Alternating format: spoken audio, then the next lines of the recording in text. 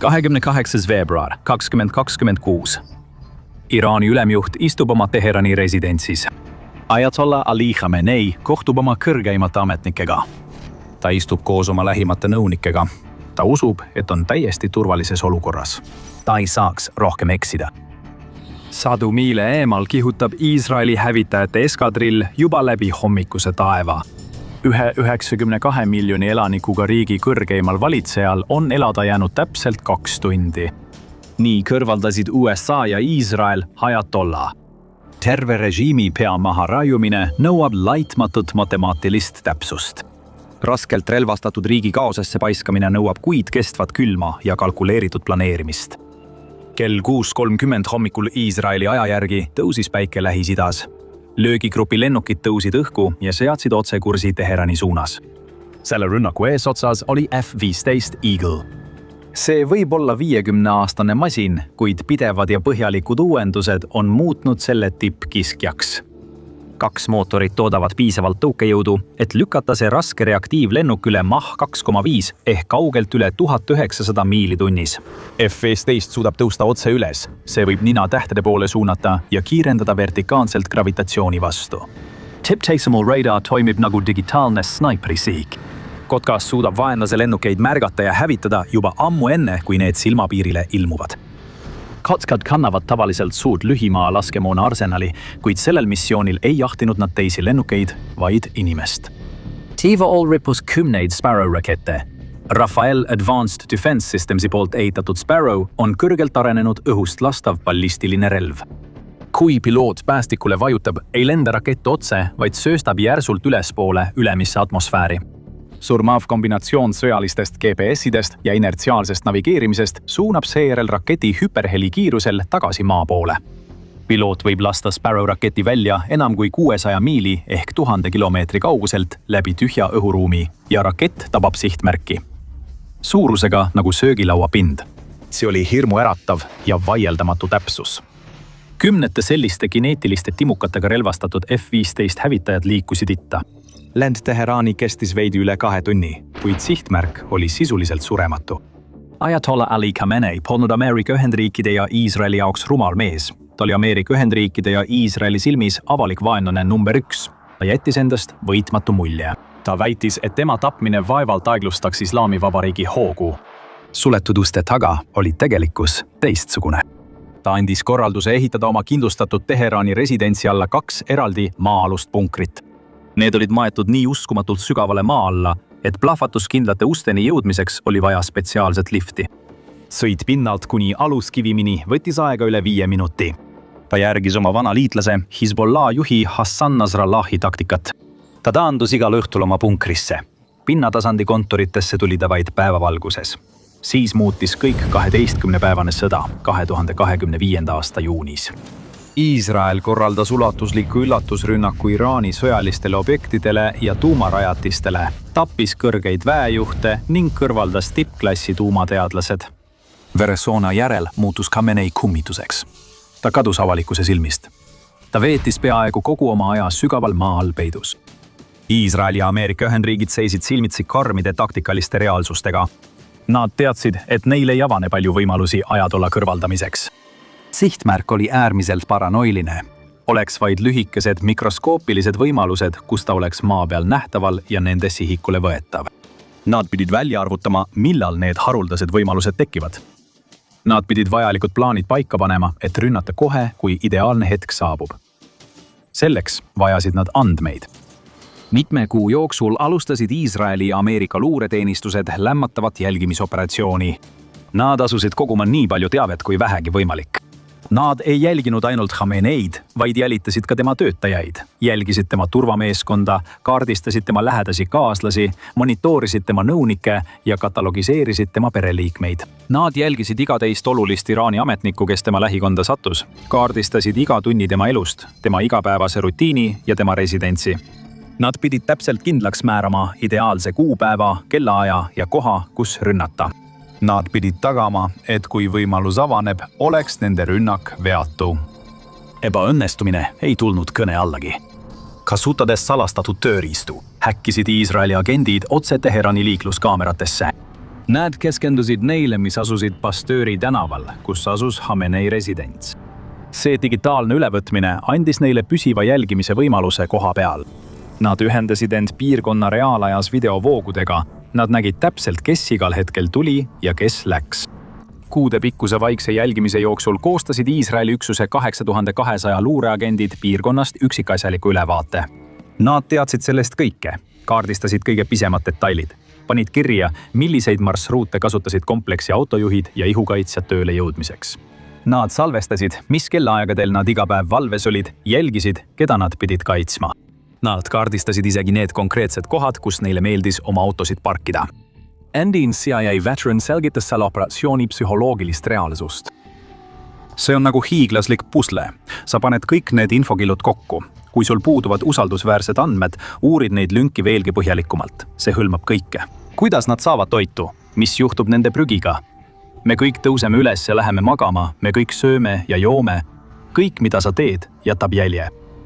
Iisraeli agendid häkkisid Pasteuri tänava ümbruses asuvatesse mobiilimastidesse, ametnike ja nende töötajate telefonidesse, et saada rohkem teada nende liikumiste kohta. Nad kogusid tohutul hulgal toorandmeid ja sisestasid need kõik keerukatesse algoritmidesse, et automaatselt mustreid tuvastada. Masinad lõid kristallselge ja detailse pildi vaenlase peakorterist. Ameerika Ühendriikide keskluureagentuur oli sama järeleandmatu. CIA kasutas oma salastatud ressursse ja tehnoloogiaid, et hoida ajatollal hoolikalt silma peal. Nad jälgisid tema liikumisi, kohtumisi ja sügavalt juurdunud harjumusi. Nad said teada kõik, mis võimalik selle kohta, kuidas ta elas, kellega ta kohtus ja millal ta kõige tõenäolisemalt peidust välja ilmub. Päevad, nädalad ja kuud möödusid. 2 maailma suurimat luureteenistust jälgisid varjudest, kuidas Iraani ametnikud oma asju ajasid. Agendid ootasid kannatlikult oma võimalust. Nad ootasid seda ühte võimalust, mis võimaldaks neil vähemalt korraldada eduka löögi. Siis märkasid nad anomaaliat.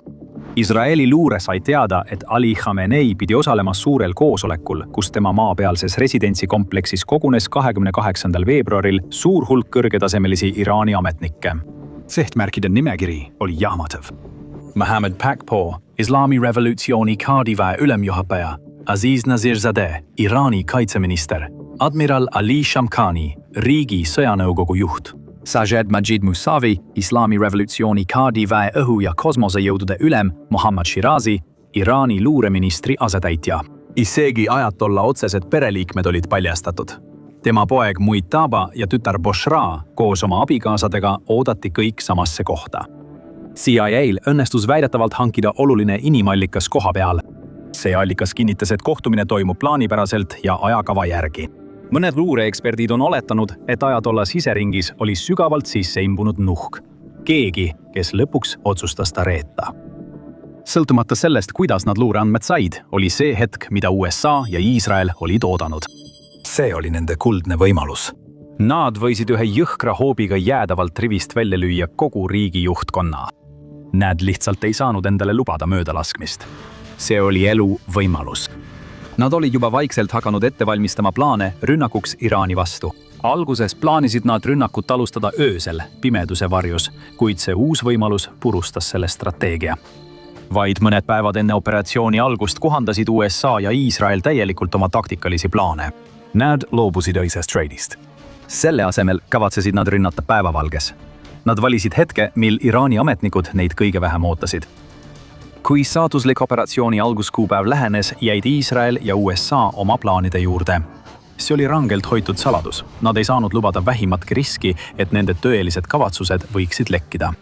Kui Iraani režiim oleks saanud isegi väikse aimduse sellest, mida nende vaenlased plaanivad, oleks 28. veebruari kohtumine koheselt tühistatud. Ajatolla viidaks kiiresti sügavale oma maa-alusesse punkrisse, kus ta oleks isegi kõige võimsamate Iisraeli ballistiliste rakettide eest täiesti kättesaamatus kohas.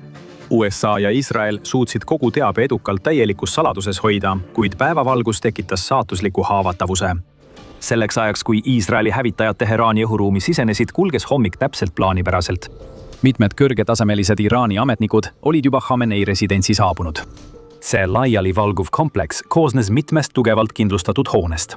Seal asusid Iraani presidendi bürood ja seal paiknes ka riiklik julgeolekunõukogu. Ülemjuht ise tegutses eraldi hoonest. Paljud ametnikud olid kogunenud ühte peahoonesse.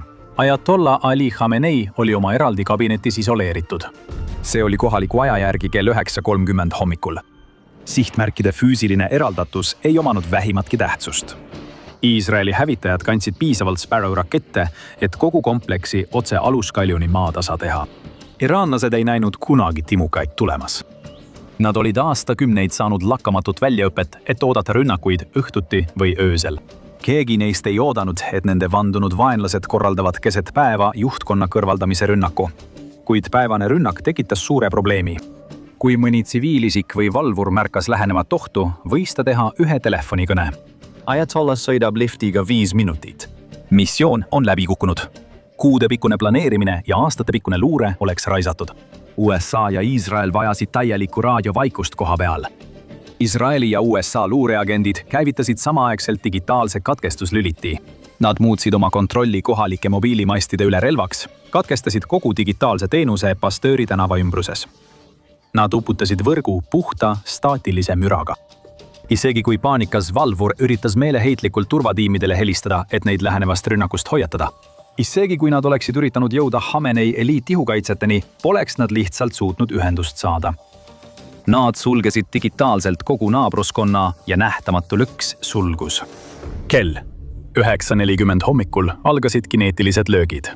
Kõrgelt lendavad hävitajad tulistasid oma laengud välja, 10 täiustatud Sparrow raketid kihutasid pöörase kiirusega otse Khamenei residentsi poole. Mõne sekundi jooksul tabasid mitmed neist täppis õhkmaa rakettidest edukalt oma sihtmärke. Need muutsid hetkega aastakümneid püsinud betoonhooned suitsavateks rusuhunnikeks. Oded Eilam, endine Mossadi terrorismivastase osakonna juht, võttis kokku kaasaegse sõjapidamise hirmutava reaalsuse. 60 sekundit. Just nii kaua see operatsioon aega võttis. Kuid selle taga on aastatepikkune ettevalmistus. Kaasaegset lahinguvälja ei määra enam ainult tankid ja lennukid, vaid seda määravad andmed, ligipääs, usaldus ja ajastus. 1 minut võib muuta tervet piirkonda ja nii see ka tõepoolest juhtus. Hiiglaslikud paksud musta suitsu sambad täitsid õhu.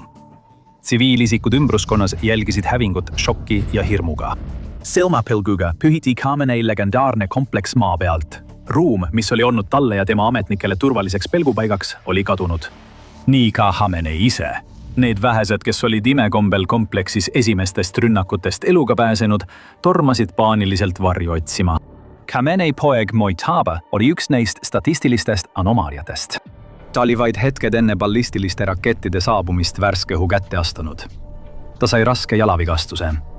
Plahvatuses kaotas ta oma isa, naise ja poja. Tal õnnestus end russudelt elusana välja lohistada. Ali Khameneil endal polnud mingit ellujäämisvõimalust. 86-aastaselt lõppes tema elu ootamatult ja vägivaldselt koos paljude tema lähimate ja tähtsamate ametnikega. Üheainsa löögiga lõigati Iraani riigipea puhtalt maha. Satelliidipildid näitasid kohe pärast sündmust kahjustuste apokalüptilist ulatust. Järgnenud tundide jooksul viisid USA ja Iisraeli väed läbi lugematul hulgal täiendavaid õhurünnakuid ja pommitamisi Iraani õhutõrje, radarite, sõjaväebaaside ja muu olulise infrastruktuuri pihta. Režiimi jäänused kiirustasid moodustama ajutist 3-liikmelist nõukogu, et näidata vähemalt näilist kontrolli. Nad valisid oma uueks kõrgeimaks juhiks Mojtaba Khamenei. Sõja esimesel päeval läbi viidud juhtkonna likvideerimine on ülim sõjaline matt. Sama täiuslikkust ootas Vladimir Putin, kui ta andis käsu Ukrainasse tungida. Ta ootas veatud 60 sekundi pikkust võitu. Ta astus otse veresauna keskele, et näha, kuidas tugevalt alarelvastatud Ukraina sõjavägi seadis jõhkra lõksu, mis murdis Vene sõjamasina juba esimesel päeval. Klõpsa kohe oma ekraanil olevale videole ja kohtume järgmisel lahinguväljal.